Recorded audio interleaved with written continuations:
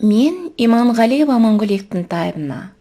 Алматы облысы Іле ауданы нөмір 44-ші орта мектептің қазақ тілі мен әдебиеті пәндері мұғалімімін.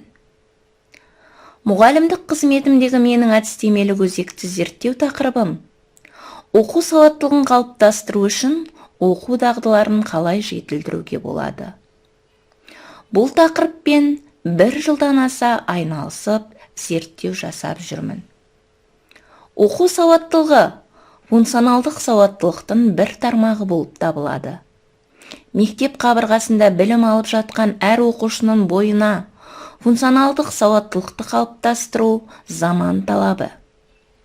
Әр сабағымда оқу мақсатына сай оқыту тапсырмаларының біреуін оқу сауаттылығын қалыптастыруға бағыттайтын тапсырмамен толықтырамын.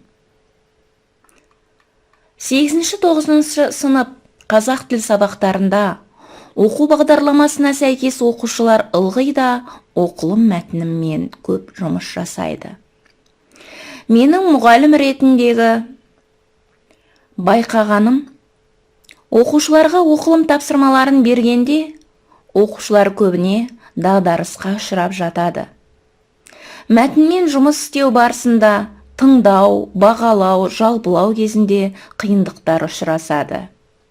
Мәтіндегі оқиғалар мен құбылыстар және оған байланысты берілген көзқарастарды білдіргенде, мәтінге тілдік детальдарды талдауда оқушылар қиналады.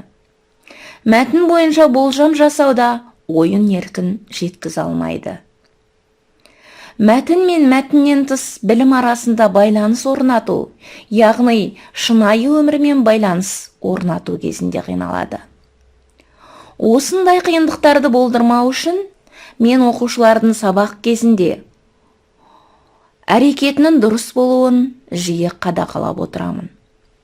Оқылым кезінде оқу материалының түсінікті болуы, мәтінді оқуда үнемі қайталап отыру, мәтіннің оқушының жас ерекшелігіне сай болуы, оқушыларды ойландыруға бағыттайтын сұрақтардың дұрыс қойылуы, әртүрлі стильдегі мәтіндермен жұмыс жасау оқу сауаттылығында мұғалімнің басты ұстанатын қағидалары болуы тиіс. Жоғарыда айтылған кемшіліктерді болдырмау үшін әр сабақта мәтіннің әр түрін оқушыға ұсынып, мәтін түрлерінің ерекшеліктеріне байланысты тапсырма түрлерін жоспарлаймын. Оқу сауаттылығын тексеру бойынша тұтас мәтін, жадағай мәтін, құрамдас мәтін, аралас мәтін деген сияқты мәтін түрлері мен жұмыс түрлерін көп қолданамын. Өйткені оқушының алдына қойған мақсатына жету үшін мәтінді түсінуі, ол туралы ой елегінен өткізуі, оқумен айналысу қабілеті дамуы керек. Оқу сауаттылығы оқушының бойында түсіну, рефлексия, қолдану дағдыларын қалыптастырумен өлшенеді. PISA тапсырмалар деп аталатын тапсырма түрлері оқушылардың оқу құзыреттілігін ақпаратты табу, біріктіру және түсіндіру, мәтіннің формасы бойынша рефлексия жасауға негізделеді. Әр сабағымда оқушылардың оқу сауаттылығын қалыптастыру үшін мәтін бойынша түрлі оқу түрлерін қамти жұмыс жасаймын. Болжап оқу, детальды түрде оқу сияқты оқу түрлері мәтінді сауатты оқуға қол жеткізе алады.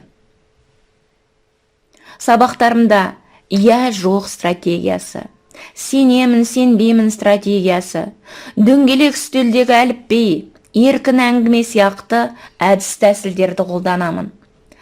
Қазіргі әлемдік кеңістікте оқушылардың халықаралық талаптарға сай оқыту заман талабы. Мен әр сабағымда білім алушы шәкірттерімнің PISA зерттеуінің оқу сауаттылығы бағыты бойынша жан-жақты сапалы білім алғанын қалаймын.